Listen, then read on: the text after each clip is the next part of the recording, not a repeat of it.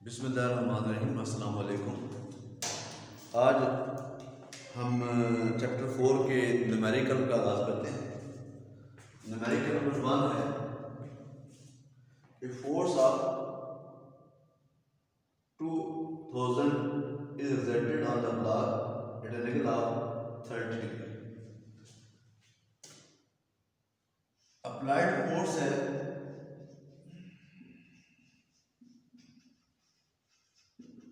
F is equal to 2000 Newton. Angle है theta is equal to है वो है हमारे पास 30 degree. Applied force F 2000 Newton, angle theta 30 degree.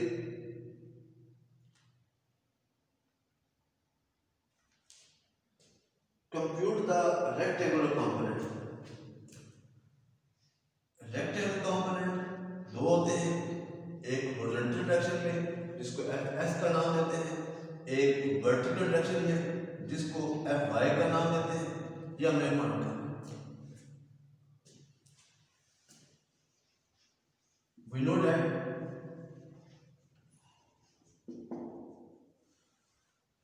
इसमें जो Fx है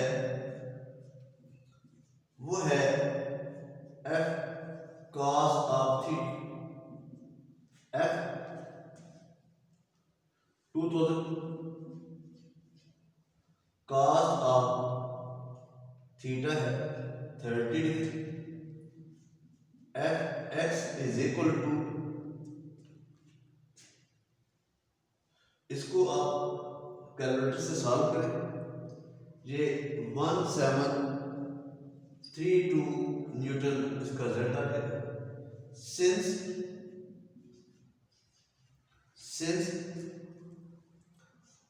Fy is equal to F sine of theta 2000 sine of 30 degree. इसको आप सॉल्व करेंगे तो ये 1000 न्यूटन इसका रिजल्ट है। अप्लाइड फोर्स दी हुई है, ये यूज समझ लें कि ये अप्लाइड फोर्स है F और इसके बनते हैं कंपोनेंट। एक कंपोनेंट एक्स एक्सिस के नाम होता है, इसको कहते हैं Fx। एक कंपोनेंट y एक्सिस के नाम होता है, दिस इज कॉल्ड Fy और इसका एंगल है थीटा। तो हमने इन दोनों को पढ़ना है।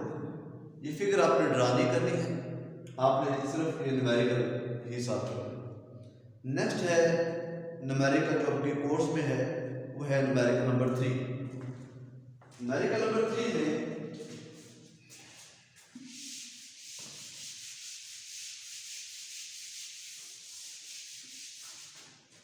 उसमें जो पूछा हुआ है, in order to tighten in nut with spanner a torque. यहां पर हमें टॉर्क बताया हुआ है।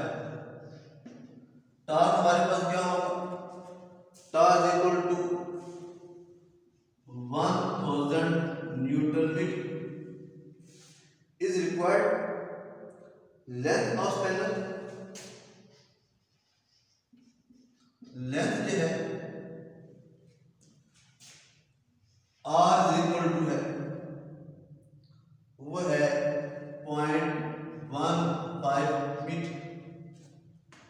How much force is needed to produce the required amount of torque.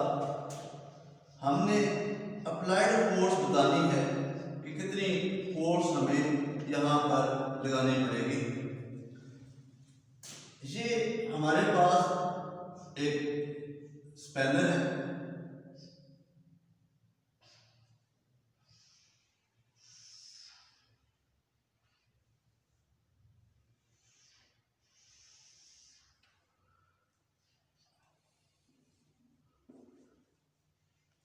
ये हमारे पास एक स्पैनर है और हमने इसको ओपन करना चाहते हैं टाइट करना चाहते हैं एक नट को, यहाँ पर कहीं नट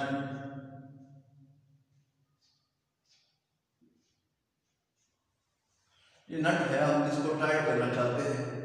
इसमें यहां से यहां तक ये डिस्टेंस दिया हुआ है 0.15 मीटर।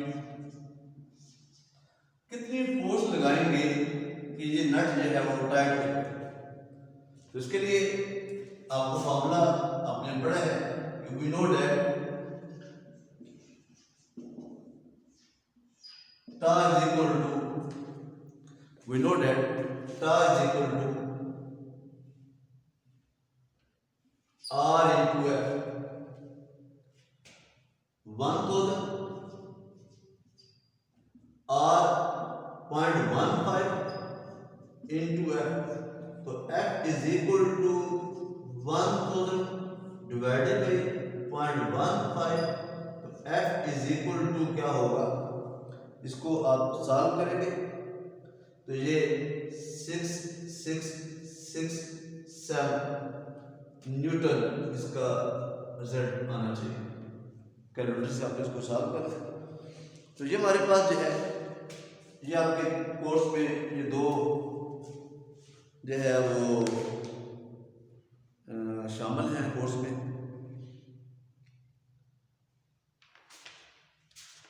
इसके अलावा आपने जो उसके एग्जाम्पल्स हैं,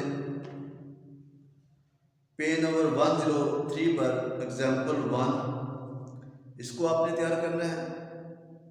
4.1 एग्जाम्पल है इसकी, ये आपने तैयार कर लेनी है।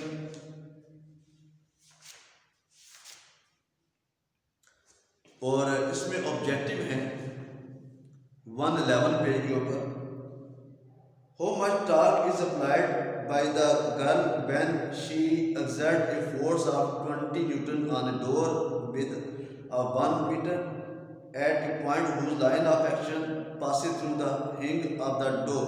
मतलब क्या है कि ये दरवाजा है, इस दरवाजे में यहाँ पर ये हिंज,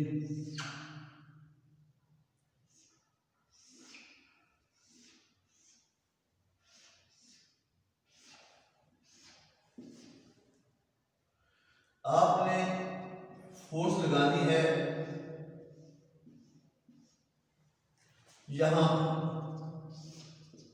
आप फोर्स यहां लगा रहे, यहां नहीं लगा रहे, यहां पर फोर्स लगा रहे। तो जब फोर्स आप लगाते हैं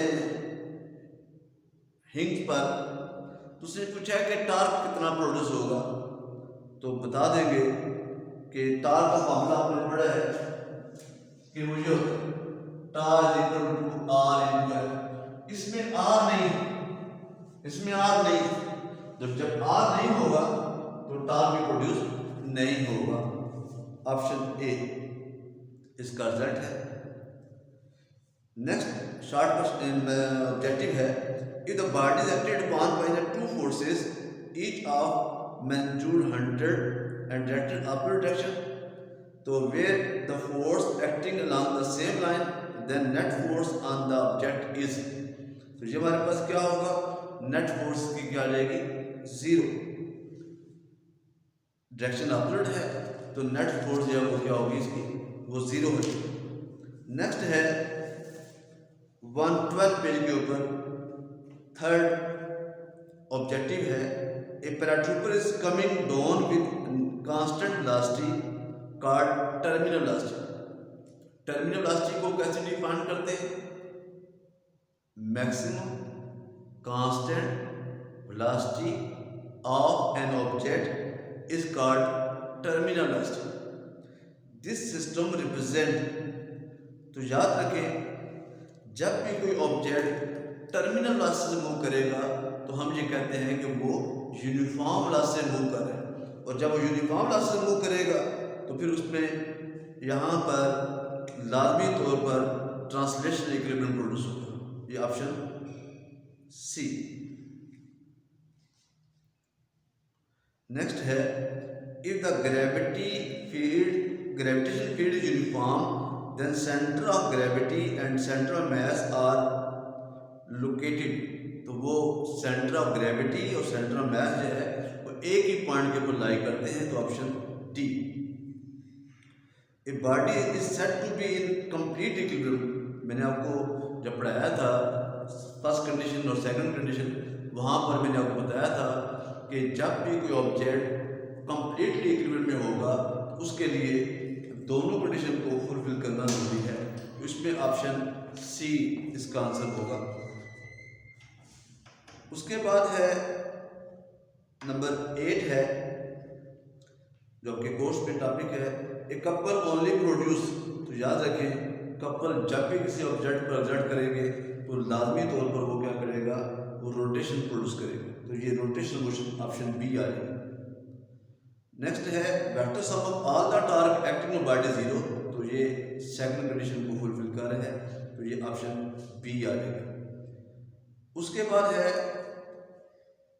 10, ये है कि हमारे पास दो फोर्सेस हैं, एक है 3 और एक है 4, तो ये इज इक्वल टू क्या आ जाएगा 5।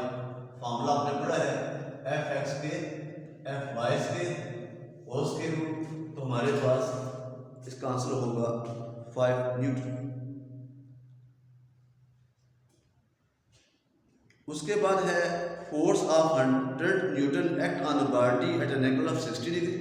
तो आप यही फॉर्मूला अप्लाई करेंगे जो आपने पढ़ा है कि F X is equal to F cos theta.